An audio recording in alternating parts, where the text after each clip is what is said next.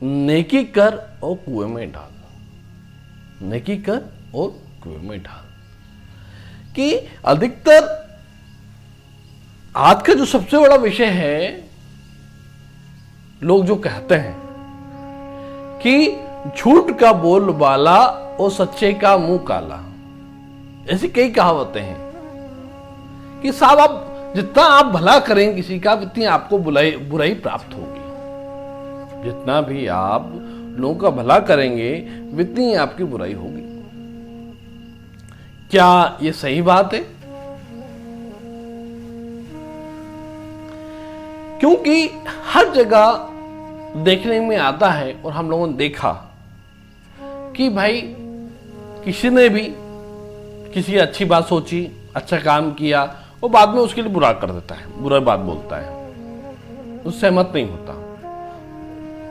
ऐसा क्यों? इसके पीछे रीजन क्या है? हमारा जो जीवन है बड़ा ही लंबा है। हमें क्या लगता है हमारा जन्म आज हुआ है? क्या आपका जन्म आज हुआ है? जबकि हमारे शास्त्रों में वर्णित है कि हमारा जन्म कितने बार हो चुका है ये किसी को नहीं मालूम है, और कितने बार होगा। जिस प्रकार भीष्म पितामह, महाभारत के अंदर भीष्म पितामह ने कहा कि मुझे, हे कृष्ण, मुझे ये याद है कि मैंने 100 जन्म तक कोई भी पाप नहीं किया, फिर उसके बाद मुझे इतना बड़ा दुख क्यों भोगना पड़ रहा है? इस विषय में कई और विचार है, पर मैं जो मुख्य बात थी उस पर चर्चा कर रहे हैं कि क्यों। तो उन्होंने कहा आप थोड़ा सा एक जन्म और पीछे जाएं और देखें आपने क्या किया था। ठीक है, तो वो एक जन्म और पीछे गए, भगवान श्री कृष्ण उनको पीछे लेके गए। तो उन्होंने देखा कि उनने एक सांप का बच्चा था, सांप था जो भी था, वो घोड़े पे जा रहे थे। उन्हें ये लगा कि कहीं ये नीचे ना आ जाए, घोड़े के नीचे दबके नहीं मर जाए। तो उन्होंने क्या किया, उनके हाथ में एक भाला था, भाले को लिया और उसको निकाल के साइड में करा। उनके विचार क्या थे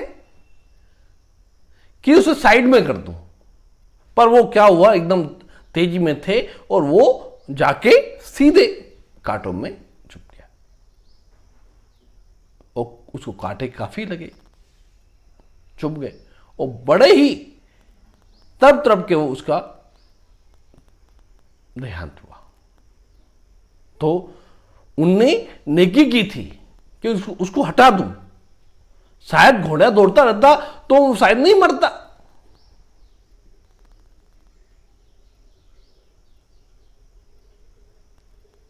पर उन्हें उसी का दंड आज भोगना पड़ा, महाभारत में द्वापर युग के अंदर भोगना पड़ा। तो महानुभावों, बात यह है कि हम, कोई भी व्यक्ति हो, वो उसको तुरंत फल प्राप्त किसी चीज का भी आपको नहीं होता। जैसे बुराई के लिए कई सारी पहलियां हैं और कहावत हैं, इसी प्रकार अच्छाई के लिए भी है। पुण्य की जड़ पाताल तक, पुण्य की जड़ पाताल तक है। आपने कोई पुण्य किया है, अब पुण्य करने का तरीका अलग हो सकता है, होता है लोगों का। जो आस्था भाव से आप करते हैं वो पुण्य नहीं कहलाता, पर ईश्वर तो भी उसका आपको फल देते हैं। ईश्वर तो भी आपको फल देते हैं, क्योंकि ईश्वर किसी भी चीज को अपने पास नहीं रखता, वह आपकी अच्छाई हो या बुराई हो। तो सबसे बड़ी बात यह थी कि नेकी कर कुएं में डाल। इसलिए हमारे पूर्वजों ने कहा कि भाई आपने अगर किसी का भला किया है किसी का साथ दिया है, किसी की मदद की है, तो उसको भूल जाओ, उसको याद मत करो। क्यों याद करेंगे तो आप दुखी होंगे, आप परेशान होंगे कि वो आपको नहीं मानने वाला, आपको ना पूछने वाला है ना आपको समझने वाला है, तो दुखी प्राप्त होगा ना।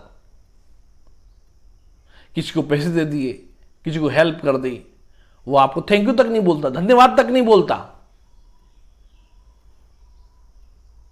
तो आपको बुरा लगता है। पर ऐसा नहीं मानिए, क्योंकि कहीं ना कहीं हमने कुछ किया था पिछले जन्म में, इस जन्म में हम अपनी मेमोरी को रिकॉल करें कि हमने कहां क्या क्या गलती की है, क्योंकि व्यक्ति यह भूल जाता है। अपनी मेमोरी को रिकॉल करें और ध्यान दें कि हमारे जीवन में हमने क्या क्या गलतियां की हैं। अब कई लोग बोलते हैं कि अरे साहब मेरा तो पूरा जीवन हो गया, मैंने कहीं 1 रुपया उधार नहीं दिया तो भी इतने सारे रुपए कैसे डूब गए मेरे।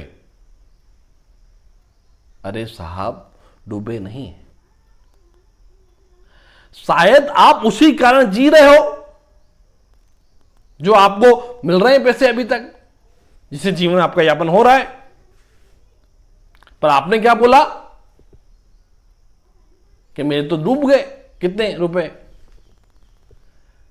ऐसा नहीं है, ईश्वर आपको दे रहा है, भली बात है, आपने जितना दिया है उतना आपको मिल रहा है।